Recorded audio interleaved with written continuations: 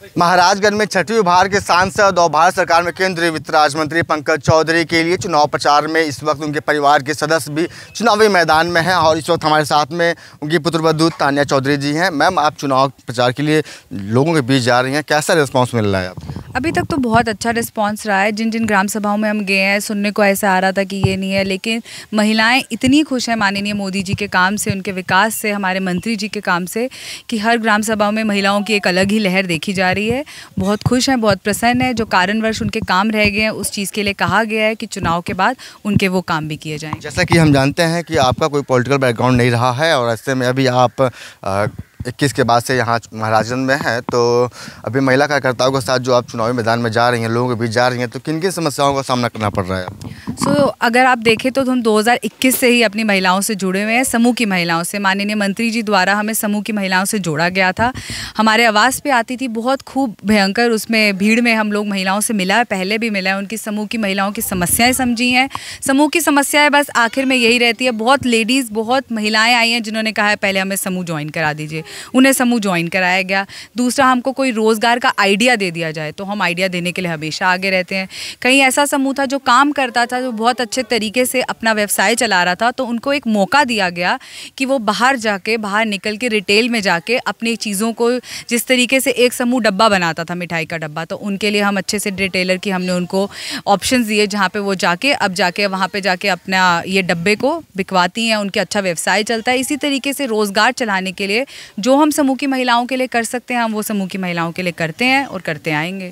जैसा कि पंकज जी 30 सालों से यानी कि 6 बार के सांसद हैं और अब आप क्षेत्र में जा रही हैं, लोगों के बीच जा रही हैं, गांव-गांव घूम रही हैं, कितना विकास आपके नज़र से दिख रहा है आपको पंकज जी का किया हुआ? अगर हम आपको सच बताएं, 2021 में जब हम शादी करके यहाँ आए थे, तब हम महाराजगंज देखे थे। जब हम गोरखपुर से आते थे, कभी क्षेत्र के अंदर नहीं गए थे, ग्राम सभाएं नहीं देखी थी, लेकिन जो विकास हम गोरखपुर की रोड से आते अपने आवास तक देखते आए हैं, आज अगर हम वो विकास देखते हैं, जिस तरीके से रोड देखते हैं, जिस तरीके से अच्छी लाइट हो गई है। जब हम अपने छत के आवास पे खड़े होते थे, आप मान नहीं सकते, जब हम आगे पीछे देखते थे तो हमको बिजली नहीं दिखता था किसी किसी घर में। जब आज हम उस आवास के ऊपर दोबारा छत पे खड़े होते हैं, तो हम तब भी यही सेम बात बोलते हैं कि आज घर घर में वो बिजली दिख रहा है, घर घर बनता दिख रहा है। जब महिलाएं आती हैं, शुरू में कुछ महिलाएं आती थी जो समूह के बारे में बात करती थी, आजकल घर घर में आने वाली हर महिला, आने वाली हर नई बहू पहली बात यही करती है कि हमें समूह ज्वाइन करना है, उसकी योजनाओं के बारे में जानना है और किस तरीके से हम अपना रोज़गार बढ़ाएं उसके बारे में जानना है। अच्छा, एक सवाल यह है कि आपकी जो महिला कार्यकर्त्री हैं, वो कह रही हैं लोगों के बीच जाकर के कि पुत्रवधू आई हैं और ये मुँह दिखाई मांग रही हैं। मुँह दिखाई का ये तो इन लोगों का अपना प्यार है हमारे लिए, जिस तरीके से ये लोग बात कर रहे हैं। हाँ, पहली बार हम किसी ग्राम सभा में जा रहे हैं, जिस तरह हम पहली बार एक ग्राम सभा में गए थे तो एक अम्मा उठकर बोली थी कि बहू तुम आई हो, ये मुँह दिखाई दी जाएगी। बहुत लोगों ने दी, तो उसके बाद मेरे कार्यकर्ताओं ने वो बात को अच्छे से लिया। उस तरीके से बस इनका प्यार है, इनका स्नेह है जो मेरे लिए, जो ये बाकी जगह दिखाते हैं।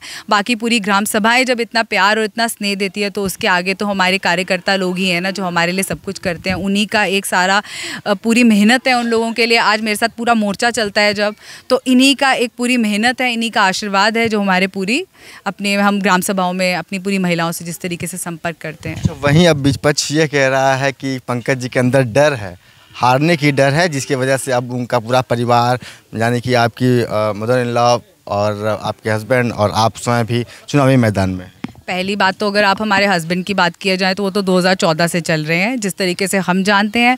बात आई हमारी माता जी की और हमारी 2021 में जब हमें समूह के साथ जोड़ा गया था, हमें तो इस चीज़ के बारे में बोलने की ज़रूरत नहीं है। महिलाएं बहुत अच्छे से जानती हैं, महिलाओं ने देखा है कि किस तरीके से भाभी और हमारी मम्मी आगे बढ़कर, हम खुद और हमारी मम्मी आगे बढ़कर समूह के लिए काम करती थी।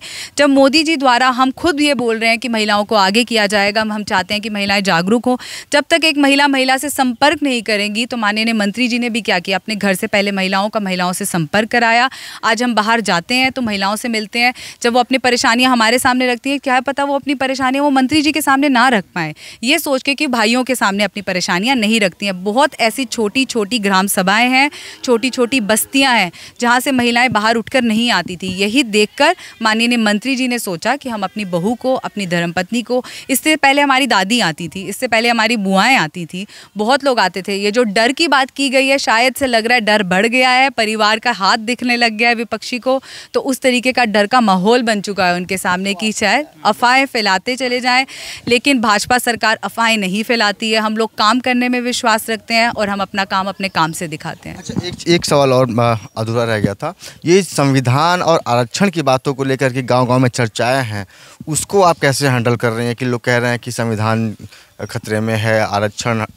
पहली बात तो ये जो ग्राम सभा की महिलाएं और बस्ती की महिलाएं होती हैं, वो ये संरक्षण और वो ये संविधान ये समझती ही नहीं है।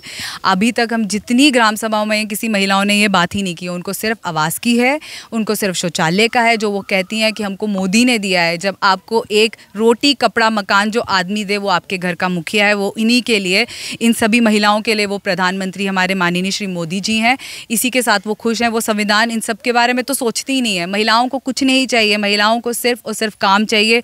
ये बड़ी बड़ी बातें करने वाली और ये इन चीज़ों में, राजनीतिक चीज़ों में घुसने वाली महिलाएं नहीं होती हैं।